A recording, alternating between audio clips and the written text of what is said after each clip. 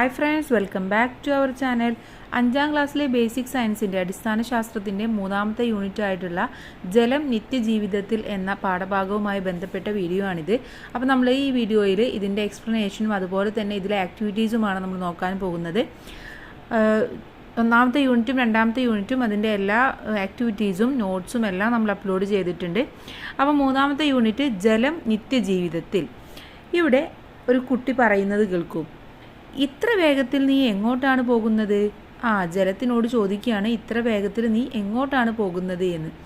അപ്പോൾ എന്താ മറുപടി പറയുന്നത്? ഞാൻ ഒഴുകിയെത്തിയില്ലെങ്കിൽ ആളുകൾ വെള്ളം കിട്ടാതെ നഷ്ടപ്പെടും. അപ്പോൾ അതുകൊണ്ടാണ് ഞാൻ ഇത്രയും സ്പീഡിൽ ഇത്രയും വേഗതയിൽ പോകുന്നത് എന്നാണ് അർത്ഥമാക്കുന്നത്.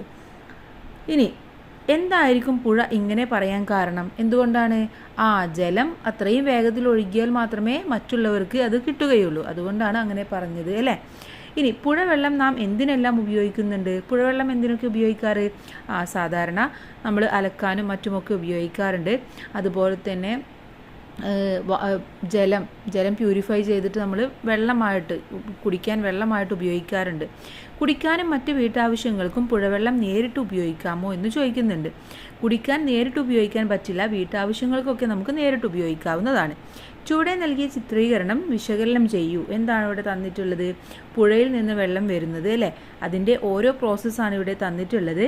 പുഴവെള്ളത്തിൻ്റെ ശുദ്ധീകരണ ഘട്ടങ്ങളാണ്. ഒന്നെന്താണ്? വലിയ മാലിന്യങ്ങൾ അരിച്ചു മാറ്റുന്നു. അതിനുശേഷം എന്താ ചെയ്യുന്നത്? മാലിന്യങ്ങൾ അടിയാൻ അനുവദിക്കുന്നു.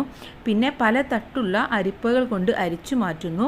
രോഗാണുക്കളെ നശിപ്പിക്കുന്നു. ഇനി ടാങ്കിൽ സംഭരിക്കുന്നു. ജലം വീടുകളിലേക്ക് എത്തിക്കുന്നു. ഇങ്ങനെയാണ് ശുദ്ധജലം നമുക്ക് കിട്ടുന്നത്. അല്ലാതെ നമുക്ക് പുഴയിൽ നിന്ന് നേരിട്ടിട്ട് ശുദ്ധജലം ലഭിക്കില്ല.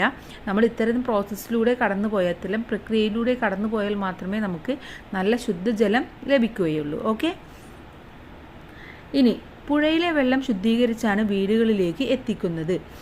നിങ്ങളുടെ വീട്ടിലും വെള്ളം എത്തുന്നത് ഇങ്ങനെയാണോ? തീർച്ചയായിട്ടും അങ്ങനെ തന്നെയായിരിക്കും. നമുക്ക് ലൈൻ പൈപ്പൊക്കെ ഉണ്ടെങ്കിൽ നമുക്ക് ഇത്തരത്തിലുള്ള പ്രോസസ്സിലൂടെയാണ് നമുക്ക് വെള്ളം ലഭിക്കുന്നത്. ഇനി വീട്ടിലേക്ക് വെള്ളം കിട്ടുന്ന മറ്റെന്തെല്ലാം സ്രോതസ്സുകൾ ഉണ്ട് എഴുതാനാണ് പറഞ്ഞിട്ടുള്ളത്. ഒന്ന് കിണർ. പിന്നെ നമുക്ക് എവിടെ നിന്നൊക്കെയാണ് വെള്ളം കിട്ടുന്നത്? കിണറ്റിൽ നിന്നും നമ്മൾ സാധാരണ വെള്ളം എടുക്കാറുണ്ട്.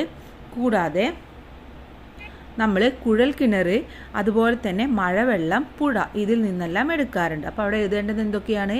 മഴവെള്ളം, കുഴൽ കിണർ, പുഴ. ഓക്കെ. ഇനി ഒരു ദിവസം നിങ്ങൾക്ക് എത്ര ലിറ്റർ വെള്ളം വേണ്ടി വരുമെന്നാണ് ചോദിക്കുന്നത്. നമ്മുടെ വീട്ടിലെ ആളുകൾക്കനുസരിച്ചിട്ടും ആവശ്യമനുസരിച്ചിട്ടും നമുക്ക് വെള്ളത്തിൻ്റെ അളവ് കൂടുതലാവാനാണ് ചാൻസ്. ഇപ്പോൾ നമ്മുടെ വീട്ടിൽ കുറച്ച് ആളുകളേ ഉള്ളൂ എങ്കിൽ നമുക്ക് കുറച്ച് വെള്ളമാണ് നമ്മൾ ഉപയോഗിക്കാറ്. കൂടുതൽ ആളുകളുണ്ടെങ്കിൽ കൂടുതൽ വെള്ളം ഉപയോഗിക്കും. പിന്നെ അത് മാത്രമല്ല, അനാവശ്യമായിട്ട് വെള്ളം ഒരുപാട് ചെലവഴിക്കുന്ന വീടുകളാണെങ്കിലും നമുക്കവിടെ വെള്ളം കൂടുതൽ ഉപയോഗം കൂടും. ഇനി വിവിധ ആവശ്യങ്ങൾക്കായി ഒരാൾ ഉപയോഗിച്ച വെള്ളത്തിൻ്റെ ഏകദേശ അളവ് പട്ടികപ്പെടുത്തിയിരിക്കുന്നത് നോക്കൂ. ഇവിടെ നോക്കൂ. ജലത്തിൻ്റെ ഏകദേശ പ്രതിദിന ഉപയോഗമാണ് ആവശ്യം. കുടിക്കാൻ എന്താണ്? 2.5 അല്ലെങ്കിൽ 3.5 ലിറ്റർ വെള്ളമാണ്. ഇനി ഭക്ഷണം പാചകം ചെയ്യാനോ 3 അല്ലെങ്കിൽ 4 ലിറ്റർ വെള്ളം ഉപയോഗിക്കുന്നു. പാത്രം കഴുകാൻ 6 അല്ലെങ്കിൽ 8 ലിറ്റർ വെള്ളം ഉപയോഗിക്കുന്നു. കുളിക്കാനും വസ്ത്രങ്ങൾ അലക്കാനും 30 ലിറ്ററാണ്. ശുചീകരണത്തിന് 50 ലിറ്റർ, മറ്റാവശ്യങ്ങൾക്ക് 30. അഥവാ ആകെ 125 ലിറ്റർ വെള്ളമാണ് ഏകദേശം ഒരു ദിവസം ആ വീട്ടിൽ ഉപയോഗിക്കുന്നത്. ഓക്കെ. ഇനി നൽകിയ പട്ടികയിലെ ഉപയോഗവുമായി നിങ്ങളുടെ ഒരു ദിവസത്തെ ഉപയോഗം താരതമ്യം ചെയ്യൂ. അപ്പോൾ നിങ്ങളും കൂട്ടുകാർ ഇതുപോലെ ഒരു പട്ടിക ഉണ്ടാക്കി നിങ്ങളുടെ വീട്ടിൽ ഏകദേശം എത്ര വെള്ളം ഉപയോഗിക്കുമെന്ന് നോക്കുക. എന്നിട്ട് രണ്ടും കൂടെ ഒരു താരതമ്യ പഠനം ചെയ്യുക. ഓരോ ദിവസവും എത്രമാത്രം വെള്ളം ആവശ്യമുണ്ടെന്ന് കണ്ടാലോ ചില ഉപയോഗങ്ങൾ നമുക്ക് നിയന്ത്രിക്കാനാവും അല്ലേ? ഇപ്പോൾ ചില ആവശ്യങ്ങൾക്കുള്ള വെള്ളം ഉപയോഗിക്കുന്നത് നമുക്ക് അതിൻ്റെ ഒരു പരിധി നിശ്ചയിക്കാൻ നമുക്ക് സാധ്യമാകും. അത്രയും വെള്ളം ഉപയോഗിക്കാതെ കുറച്ച് വെള്ളം അല്ലേ? ഇപ്പോൾ അലക്കുകയൊക്കെ ചെയ്യുമ്പോൾ അലക്കുന്നത് എന്താണ്? ഒരുപാട് വെള്ളം തുറന്നിട്ട് ഉപയോഗിക്കാതെ കുറച്ച് വെള്ളത്തിൽ നമുക്ക് അലക്കിയെടുക്കാം. അതുപോലെ തന്നെ വാഹനങ്ങൾ കഴുകുന്നത്, അത്തരത്തിലുള്ളതൊക്കെ നമുക്ക് നിയന്ത്രിക്കാൻ സാധിക്കും.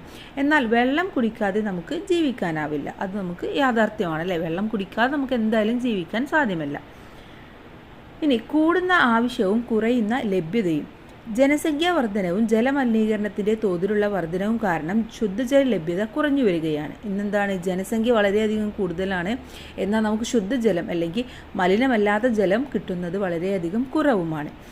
ലോകത്തെ 200 കോടിയോളം മനുഷ്യർക്ക് ആവശ്യത്തിന് ശുദ്ധജലം ലഭിക്കുന്നില്ല എന്നാണ് കണക്കുകൾ സൂചിപ്പിക്കുന്നത്. ഈ സ്ഥിതി തുടർന്നാൽ വരും വർഷങ്ങളിൽ ജലക്ഷാമം കൂടുതൽ രൂക്ഷമാകുമെന്ന് കരുതപ്പെടുന്നു. ജലമലിനീകരണം മൂലമുള്ള രോഗങ്ങൾ കൊണ്ട് ലോകത്ത് പ്രതിവർഷം ദശലക്ഷക്കണക്കിന് ആളുകളാണ് മരിച്ചു വീഴുന്നത്. വെള്ളം കിട്ടാതെയും ഒരുപാട് പേര് മരിച്ചു വീഴുന്നുണ്ട്. അതുപോലെ തന്നെ ശുദ്ധജലം കിട്ടാതെയും ഒരുപാട് പേര് മരിക്കുന്നുണ്ട്. നിങ്ങൾ ഏറ്റവും കൂടുതൽ വെള്ളം ഉപയോഗിക്കുന്നത് എന്താവശ്യത്തിനാണ്? നിങ്ങളുടെ വീട്ടിൽ ഒരുപാട് ആവശ്യങ്ങളുണ്ടാവും, പക്ഷെ നിങ്ങൾ ഏറ്റവും കൂടുതൽ വെള്ളം ഉപയോഗിക്കുന്നത് എന്തിനാണെന്ന് നിങ്ങളൊന്ന് ആലോചിച്ച് നോക്കുക.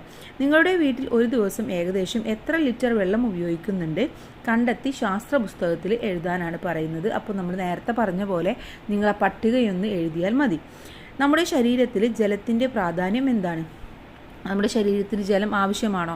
ആവശ്യമാണ്. നമ്മുടെ ശരീരത്തിലെ ഓരോ അവയവങ്ങൾ പ്രവർത്തിക്കാനും ജലം വളരെയധികം ആവശ്യമാണ്. അല്ലെങ്കിൽ നമുക്ക് നിർജ്ജലീകരണം വരികയും നമുക്ക് ഒരുപാട് അസുഖങ്ങൾ വരികയും ചെയ്യും.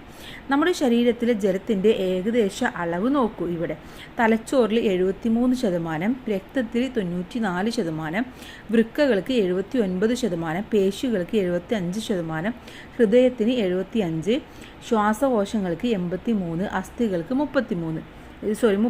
ഇത്രയും ശതമാനം നമ്മുടെ ശരീരത്തിൽ എന്താണ്, ജലമാണ് ഉള്ളത്.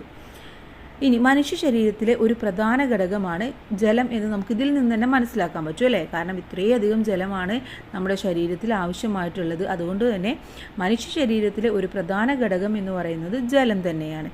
എല്ലാ ശാരീരിക പ്രവർത്തനങ്ങൾക്കും ജലം ആവശ്യമാണ്, അല്ലെങ്കിൽ നമ്മുടെ ശരീരത്തിന് ശരിയായ രീതിയിൽ പ്രവർത്തിക്കാൻ സാധിക്കില്ല. ഇനി ജലം സസ്യങ്ങളിൽ എന്താണ്? മനുഷ്യരിൽ നമുക്ക് മനസ്സിലാക്കി ഇത്രയധികം പ്രാധാന്യമുള്ളതാണെന്ന്. ഇനി സസ്യങ്ങളിലേക്ക് വരുമ്പോഴോ, സസ്യങ്ങൾക്ക് ജലം ആവശ്യമാണല്ലോ. ആവശ്യമാണോ? ആവശ്യമാണല്ലേ, അല്ലെങ്കിൽ അവ ഉണങ്ങിപ്പോകും. എന്തെല്ലാം ധർമ്മങ്ങളാണ് ജലം സസ്യങ്ങളിൽ നിർവഹിക്കുന്നത്? ഇവിടെ നോക്കാനാണ് പറയുന്നത്. 1. ആഹാരത്തെ ഇലകളിൽ നിന്നും മറ്റ് സസ്യഭാഗങ്ങളിൽ എത്തിക്കുന്നതിന്, അതുപോലെ തന്നെ പ്രകാശ സംശ്ലേഷണത്തിന്, ആഗിരണം ചെയ്ത ലവണങ്ങളെ ഇലകളിൽ എത്തിക്കുന്നതിന്, കൂടാതെ സസ്യശരീരത്തിൻ്റെ ഘടന നിലനിർത്തുന്നതിന്. ഇതിലെല്ലാം നമുക്ക് ജലം വളരെയധികം ആവശ്യമാണ്. എല്ലാ ജീവികൾക്കും ജീവൽ പ്രവർത്തനങ്ങൾക്ക് ജലം ആവശ്യമാണ്, നമുക്ക് മനസ്സിലായി. കാരണം മനുഷ്യനും ആവശ്യമാണ്, സസ്യങ്ങൾക്കും ആവശ്യമാണ്, മറ്റുള്ള ജന്തുക്കൾക്കും അത്യന്താപേക്ഷിതമാണെന്ന് നമുക്ക് മനസ്സിലായി. അപ്പോൾ എല്ലാ ജീവികൾക്കും ജീവൽ പ്രവർത്തനങ്ങൾക്കും എന്താവശ്യമാണ്? ജലം ആവശ്യമാണ്. ഇനി നിറവും ആകൃതിയുമാണ്. നിറവും മണവും ഇല്ല, അപ്പോൾ ശുദ്ധജലമായിരിക്കും എന്നാണ് പറയുന്നത്. ഒരു കുട്ടി ഒരു ഗ്ലാസ് വെള്ളം എടുത്തുകൊണ്ട് പറയാണ്, ഇതിനെന്തില്ല, നിറവും ഇല്ല, മണവും ഇല്ല, അപ്പോൾ എന്താണ്, ഇത് ശുദ്ധജലമായിരിക്കും എന്ന് പറയാണ്. കുട്ടിയുടെ അഭിപ്രായം ശ്രദ്ധിച്ചോ? ഈ അഭിപ്രായത്തോട് നിങ്ങൾ യോജിക്കുന്നുണ്ടോ? എന്താണ് നിങ്ങളുടെ അഭിപ്രായം? യോജിക്കുന്നില്ല അല്ലേ? കാരണം ചിലപ്പോൾ ആ മലിനമായ വെള്ളത്തിനും നിറമോ മണമോ ഉണ്ടാകണമെന്നില്ല, പക്ഷേ അതിൽ എന്താണ്, അതിലുള്ളത് അഴുക്കായിരിക്കും, അല്ലെങ്കിൽ വേറെ എന്തെങ്കിലും വേസ്റ്റോ മറ്റോ ഒക്കെ ഉണ്ടെങ്കിലും എല്ലാത്തിനും മണവും നിറവും ഉണ്ടാവണമെന്നില്ല. ഇനി ജലപരിശോധനാ റിപ്പോർട്ടിലെ ചില വിവരങ്ങളാണ് താഴെ നൽകിയിരിക്കുന്നത്. പരിശോധിച്ച ഘടകം: നിറം, സാന്നിധ്യം ഇല്ല, മണം ഇല്ല, ബാക്ടീരിയ ഉണ്ട്. അപ്പോൾ നിറവും മണവുമല്ല, അതിലെ ഉള്ള ബാക്ടീരിയയാണ് നമ്മൾ നോക്കേണ്ടത്. ഇത്തരത്തിൽ ജലം പരിശോധിക്കുന്നത് കൊണ്ടുള്ള ഗുണം എന്താണ്? ജലം പരിശോധിച്ചാലാണ് നമുക്ക് അതിലുള്ള കണ്ടൻറ്റുകൾ മനസ്സിലാക്കാൻ സാധിക്കുകയുള്ളൂ. അത് നല്ലതാണോ, അല്ലെങ്കിൽ ശുദ്ധജലമാണോ, അല്ലെങ്കിൽ അശുദ്ധിയുള്ളതാണോ എന്ന് നമുക്ക് മനസ്സിലാക്കണമെങ്കിൽ തീർച്ചയായിട്ടും ജലം പരിശോധിക്കണം. നിങ്ങൾ കുടിക്കുന്ന വെള്ളം ശുദ്ധമാണോ എന്നറിയാൻ വെള്ളത്തിൻ്റെ സാമ്പിൾ നിങ്ങളുടെ പരിസരത്തെ ഗുണനിലവാര പരിശോധനാ ലാബുകളിൽ എത്തിച്ചാൽ അതിൻ്റെ റിപ്പോർട്ട് ലഭിക്കുമെന്ന് പറയുന്നുണ്ട്. ഇനി ജലത്തിന് ആകൃതിയുണ്ടോ? ഇല്ല അല്ലേ? നമുക്ക് നോക്കാം ആകൃതി ഉണ്ടോ ഇല്ലേ എന്നുള്ളത്. പല ആകൃതിയിലുള്ള പാത്രങ്ങളിൽ വെള്ളം എടുക്കൂ. ജലത്തിൻ്റെ ആകൃതിയും പാത്രത്തിൻ്റെ ആകൃതിയും തമ്മിൽ ബന്ധമുണ്ടോ? ഉണ്ട്. കാരണം ജലത്തിന് ആകൃതിയില്ല, അതുകൊണ്ട് തന്നെ നമ്മൾ എടുക്കുന്ന പാത്രത്തിന് എന്താണോ ആകൃതി, ആ ആകൃതിയിലായിരിക്കും ജലം ഉണ്ടായിരിക്കുക. അല്ലാതെ ജലത്തിന് അതിൻ്റേതായ ഒരു ആകൃതി ഇല്ല. ഓരോ പാത്രത്തിലെയും വെള്ളത്തിൻ്റെ ആകൃതി നിരീക്ഷിച്ച് ശാസ്ത്ര പുസ്തകത്തിൽ ചിത്രീകരിക്കാൻ പറയുന്നുണ്ട്. ഇനി മുങ്ങുന്നവയും മുങ്ങാത്തവയും നോക്കാം. ഇവിടെ രണ്ട് കുട്ടികൾ ബോട്ട് ഉണ്ടാക്കിയിട്ട് വെള്ളത്തിൽ ഒഴുക്കി വിടുകയാണ്. വെള്ളത്തിൽ പൊങ്ങിക്കിടക്കുന്ന കടലാസ് തോണി കണ്ടു അല്ലേ? വെള്ളത്തിൽ നമ്മളെല്ലാം മഴയൊക്കെ പെയ്യുമ്പോൾ ഉണ്ടാക്കിയിടാറുണ്ടല്ലേ. താഴെ നൽകിയ വസ്തുക്കളിൽ ഏതെല്ലാമാണ് വെള്ളത്തിൽ പൊങ്ങിക്കിടക്കുക? നിങ്ങളുടെ ഊഹം ശരിയാണോ എന്ന് എഴുതാനാണ് പറഞ്ഞിട്ടുള്ളത്. അപ്പോൾ ഇവിടെ കല്ല്, ഊഹം എന്താണ്? കല്ല് വെള്ളത്തിൽ പൊങ്ങിക്കിടക്കുമോ ഇല്ലയോ എന്നാണ് ചോദ്യം.